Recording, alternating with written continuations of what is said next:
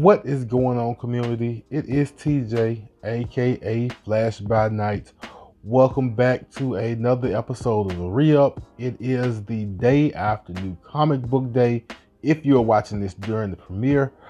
So go ahead, before we get started, hit the like button, and if you're not subscribed, hit the subscribe button and the notification bell so you don't miss me whenever I drop any kind of content. But we are going to get into some New Comic Book Day books from this week and a few that I missed last week. Not a lot, but a few. And also some books I picked up at a flea market, and one book that I had to track down because I am quickly branding myself Scourge the Tracker. So we are going to start off with book number 1 for New Comic Book Day. And no surprise, it is Transformers Shattered Glass, issue number 4. For those who are not familiar, Transformers Shattered Glass is a mini-series where the Autobots are not good and the Decepticons are not necessarily bad. I'm still not comfortable calling the Decepticons good guys because I still don't think they're that good. I can't let it go. My old school heart won't let me. But I will say that the roles are kind of reversed in this book, and we've got Starscream as this scholar and historian trying to restore Cybertron back to his glory days, and lo and behold, he may have to go through Optimus Prime and Goldbug, aka Bumblebee, to do it. So we're checking out Transformers Shattered Glass. This is issue number 4. Next book I have, Amazing Spider-Man, issue number 80. We are getting close to, I don't want to call it my cutoff, but we're getting close to the issue that I said I'd give Amazing Spider-Man in order to hook me in order to make me care about Ben Reilly. Issue 81 is where my obligation stops. I'll say that. I obligated myself to 81. And we'll see what happens after then. But this is issue number 80, and he is tangling with Kraven the Hunter. And as you can see, there's a little bit of craziness, a little hallucination going on here. And so we'll see what's in this book and see what they do. My next few books are actually books that I did not pick up last week for one reason or another. This first book, I actually didn't really anticipate picking it up. I ordered it a long time ago. I forgot that I ordered it. And so when it came to my shop, I didn't expect it. But as I always say, do not stiff your shop unless you just can't help it. Don't leave your shop hanging. So I grabbed Good Boy issue number 1 to see what's in store. For most of the people who have read it already, it sounds kind of like what if John Wick died instead of the dog. That's kind of the premise that everybody is telling me this book has. And so we're going to read it and find out if it's really good. And if it's good, I may double back and just keep on picking up the series.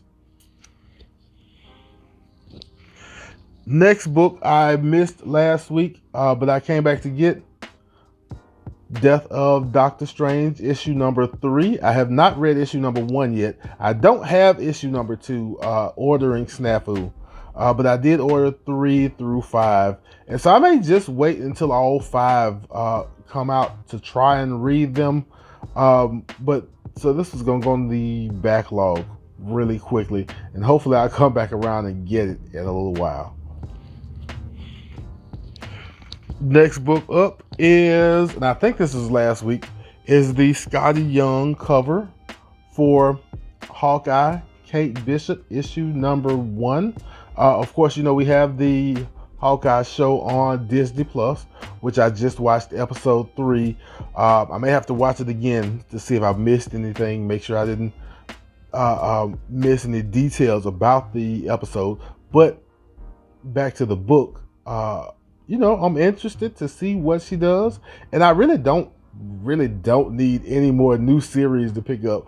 But I decided to give it a try. It was sitting on the shelf, and it practically jumped into my hand. What can I say? And I think the last book that I missed from last week, and I don't know how I did it. Either my mind was playing tricks on me, or maybe the day before Thanksgiving I was ready to get back home and help out. Okay, maybe that's not true. But somehow last week I missed Black Panther issue number 1. I was watching Verno from the Cerebros do his weekly review video, and he brought up Black Panther issue number 1, and I was like, well, wait, that came out already?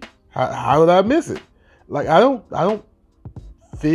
feel like I missed it on the shelf last week.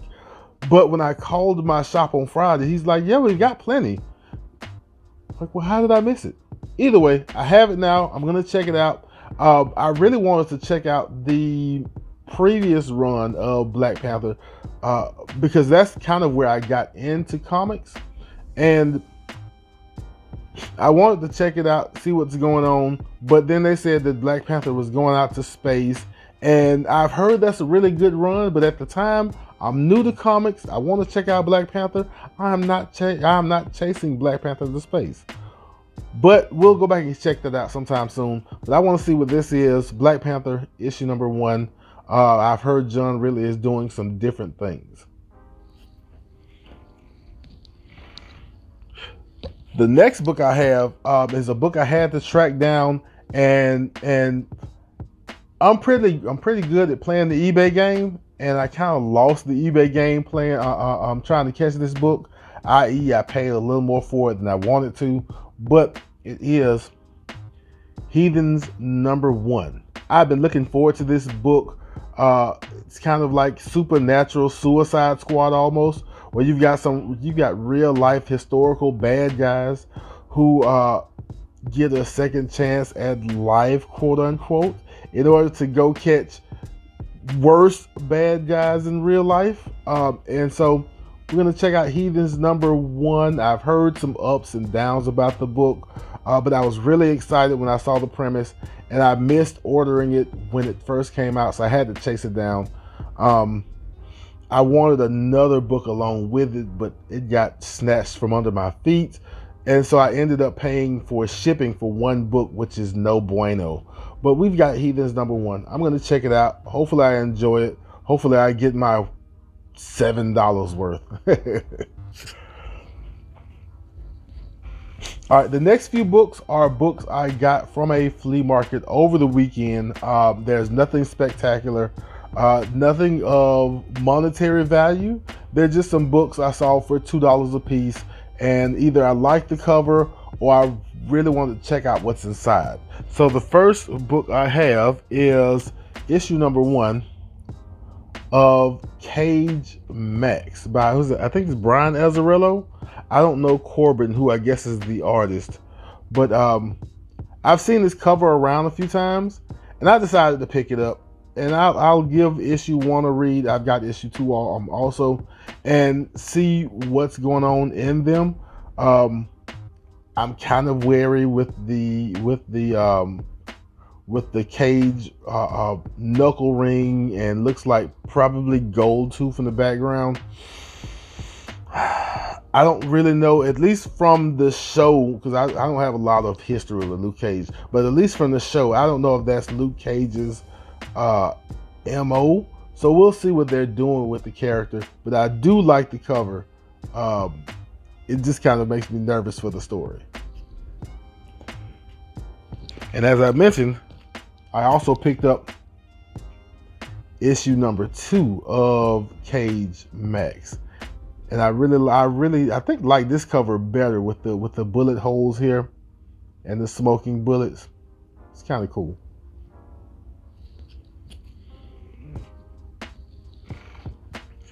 Next book I picked up And I believe this is classic Alex Ross. It is Kingpin #1. With, of course, Wilson Fisk, the Kingpin, and Spidey in the background there. I do think this is an Alex Ross cover, and it looks really, really good. Kingpin is actually an interesting character to me. One day I'm going to sit down and learn more about the Kingpin in comics, because I kind of like his vibe. I kind of like what I've seen, in a few shows and movies. And so I really want to get to know the Kingpin sometime in the future. Seems like a cool character.